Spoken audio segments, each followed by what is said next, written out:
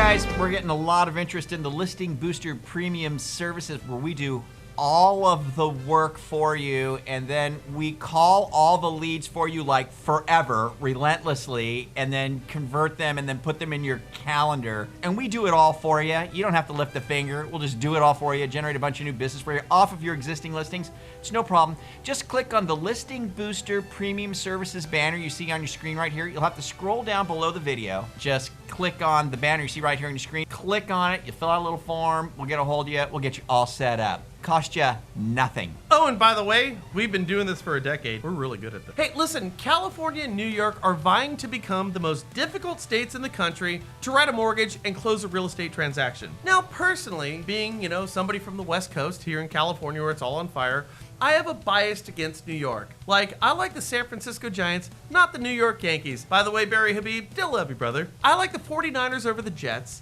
and the Sharks over the Rangers.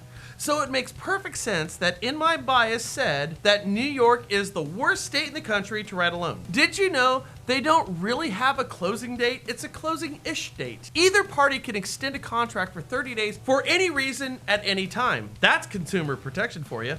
Never mind the transactions and the consumers you screw because you didn't pack your kid's room on time. Who cares about the locks on the loans that you're going to break or other families that get displaced in the process because you extend your deal? Extending it for 30 days, because dad got lost in a 12-pack of Schlitz and didn't get his garage cleaned out on time. With that said about New York, what just happened a couple of days ago is California said, oh yeah, New York, you think you guys are difficult to deal with? Hold my beer. Yep, California is planning to strengthen its regulation of financial companies by replicating on a state level what the Consumer Financial Protection Bureau was created to be. The state legislature, right? Legislature. Yep. The state legislature. You got it.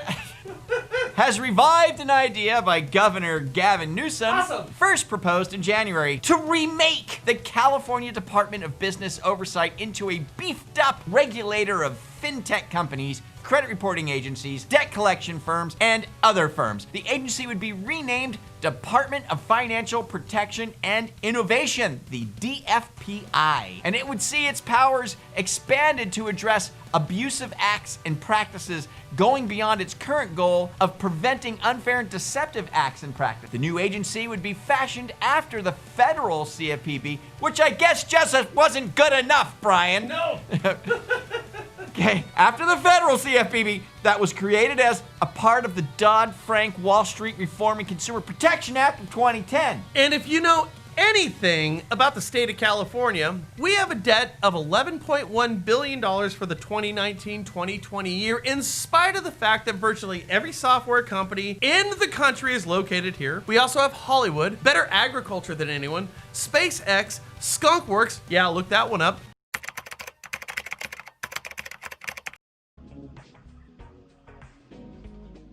Tesla, and the economy of California is the largest in the United States, boasting a $3.2 trillion gross state product as of 2019. If California were its own sovereign nation as of 2019, it would rank as the 5th largest economy in the entire goddamn world, ahead of India and just marginally behind Germany. Still, grossly mismanaged and the highest state taxes in the country right now. So, the California mini CFPB is going to be a train wreck on a level that we haven't seen since Danny Bottaducci fought Donny Osmond on pay-per-view a couple of years ago. A total train wreck. He's not hitting him. He's not hurting him.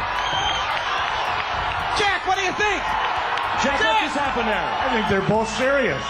They're very serious. Now, to be fair, enforcement actions at the CFPB has been horrible. Nothing is taking place right now. And what about builders stealing away buyers with enticements from their in-house lenders?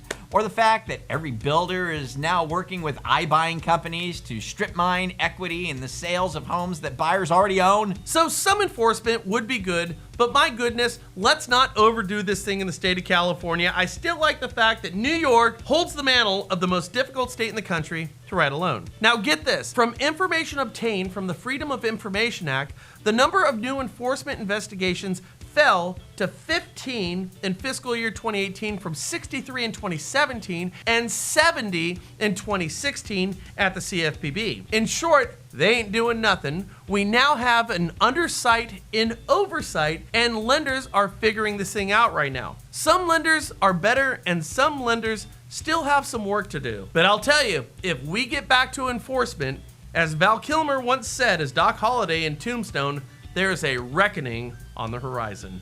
Thanks for tuning in, as always, to the NREP Daily. Leave us your comments down below. And what you should really do is get the NREP Daily mobile app, and this is exactly how you get it.